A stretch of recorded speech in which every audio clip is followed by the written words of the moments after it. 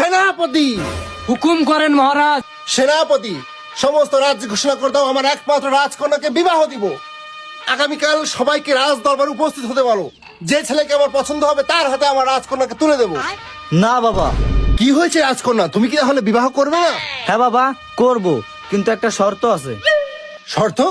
কি শর্ত তোমার বল?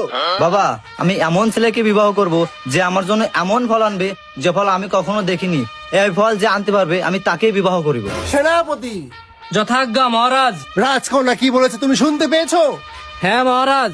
তবে এখনই যাও, প্রতিটি রাজ্যের কোনায় কোনায় ঘোষণা করে দাও আগামীকাল সকালে যেন সেই ফল নিয়ে আমার রাজ্যে উপস্থিত হয়।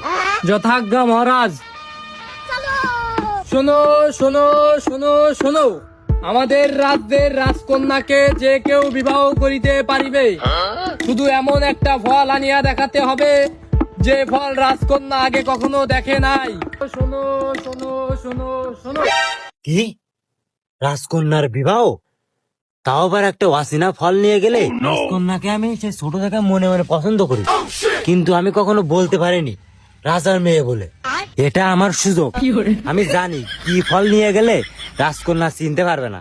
তাহলে আমি যাই, ফলটা নিয়ে আসি। কি? রাজ্যের রাজকন্যার বিয়ে হবে, তাও আবার যে কেউ বিবাহ করতে পারবে শুধু একটা অচেনা ফল দেখাতে পারলেই? এটা তো আমার জন্য কোনো ব্যাপারই না।